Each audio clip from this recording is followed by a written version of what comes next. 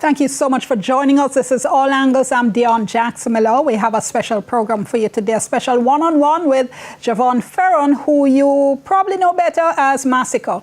With 2 hit studio albums under his belt, a new one about to drop, he should be, is it on top of the world? Is it king of the dancehall, La Cabra, or set to reign forever as part of this generation of kings? Well, whole heap to get into. Masicka, thank you so much for joining us on All Angles. Yes. So you've been saying this new album, Forever Rain, represents a different chapter in your journey. Yes. So let me call the names of your others and tell me which chapter those link up with. Yes, yes. So Go Hard and Done, which was the mixtape that Yes. you might say introduced you to the world. Introduction, yes. Right. What chapter was that? That was basically an introduction to music. You know what I mean? Go Hard and Done was my first ever project.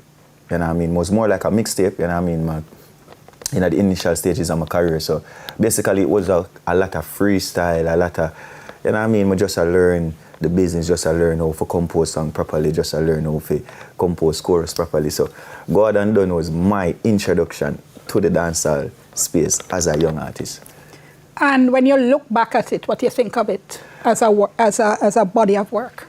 I still listen to some of those stuff, and I think at some point I did a little more lyrical in terms of how me used to pen stuff. Because you know you're younger and you know what I mean, you just assess stuff. But with direction and proper music and stuff like that, I would say me did talented for my age, but you know, me look back and we could have grown here and there, it could have been better. But for what it was and for the age that I was and for the introduction to my career, I think it was some good projects. Still proud of it? Yeah, man, definitely. 438.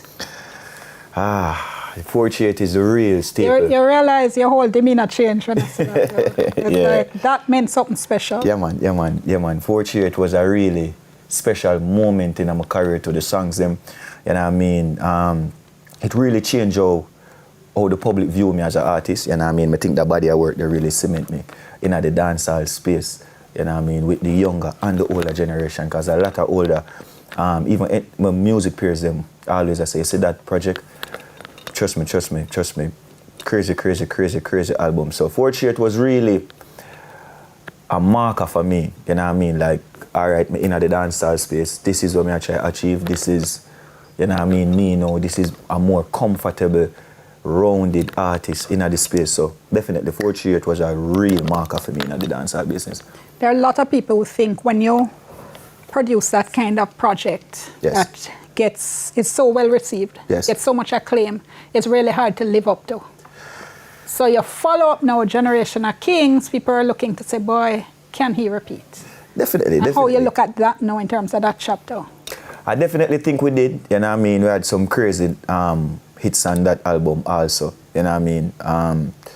So when I did 438, I generally think I did outdo myself, you know what I mean? And you know, people like I say it's hard to follow, but with the leading up album, Generation of Kings, I think them receive it quite well too, you know what I mean? We had some massive songs on it, you know what I mean? You're giving me a review though, and what I'm asking you is where does it line up with your journey as an artist? Oh, the Generation of Kings? Yes. Generation of Kings was more like me, I accept, you know, that we're in the space now, you know what I mean, and the fans them has given me this notion, say, yo, we want you here forever, you know what I mean, we love your music, we're comfortable after 438, after the success of that and stuff like that. It was more of me, as I say, cementing my name, you know what I mean, no say me a king of this generation, you know what I mean, the fans them look up to the music differently, my musical peers them look up to the music differently, so me personally did just feel like the alignment in my career is from a king level, you know what I mean? And I believe every youth's a king, so that was the direction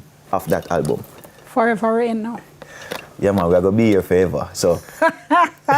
Yeah, man. Wow. So, yeah, man, so after Generation of Kings, Forever Rain is just, I'm not search no more, I'm not second guess this thing, I'm not try achieve this thing, and I mean, I'm fully in myself, I'm fully aware of where I want to be, I'm fully aware of my talent, I'm fully aware of the musician that I am today. So with Forever Rain, it's just that Masicka is here, I am here forever. You know what I mean? The fans are going to get good music forever. You know what I mean? So this is more of me accepting my journey, accepting what Jah has prepared for me. You know what I mean? So forever reign. When I have no more doubts, no more questioning. This is me, this is Masicka, this is dancehall. Definitely. One of the tracks on Forever Rain is Slip and Slide. Yeah. Right? On the Hill and Gully rhythm. Yes. And if you start smile, you know where you're going already. And of course, that has been hugely controversial, especially since one of our cultural icons, Faye Ellington, came out and said it hurts her to hear some of the lyrics that people are putting to Hill and Gully. Yes. And first of all, do you understand where her concern is coming from? Definitely, 100%, and as she should, you know what I mean, as the Hill and Gully is like a important part of Jamaican culture where the music is concerned. But for my generation and stuff like that, we meant no harm. It was just fun lyrics. And to be honest, how that even came about was like a mere accident. So Stephen had came to the studio, we had to do some work. So that wasn't in the plan, the rhythm. So him going through some stuff, and him accidentally play it. And when we hear it, and we in the studio, I say, no man, this have a vibe. No. So when we hear it, I say, all right then, you know what I mean? We vibe it. When we vibe it, I know the lyrics them kind of out of context as to what the Hill and Gully did promote. But at the time, you have to remember, say, you know, we young, this is what we grew up and experienced in a dancehall.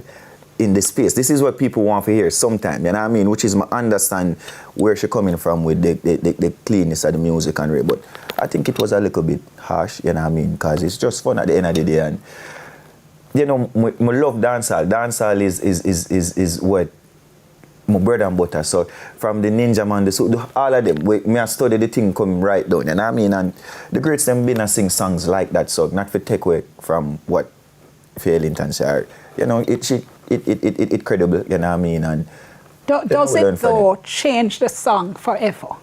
No. Because, and before you answer, I remember I was talking to a group of school children one day, right, at my old school, and I was using Leader as the motivational song, and I said to them, all right, I clean version where I sing. Yes. And you know, so that never work. Because once you hear something, it's stuck in your mind. So I think... So I'm going to ask you again. Does it not change the song forever? And from now on, when people hear Hill and Gully, they're going to be thinking things like Slip and Slide. I doubt it. I doubt it because of the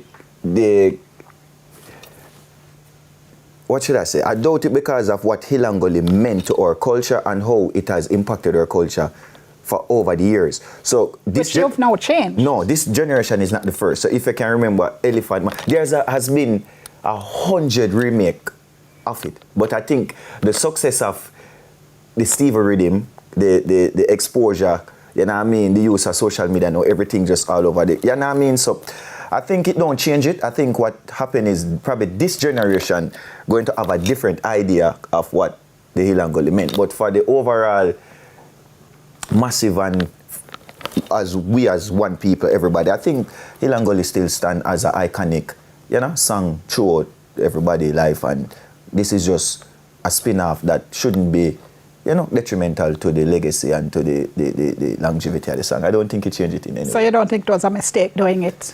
No. I think the people them love it, and even the other day in Europe. Hold on.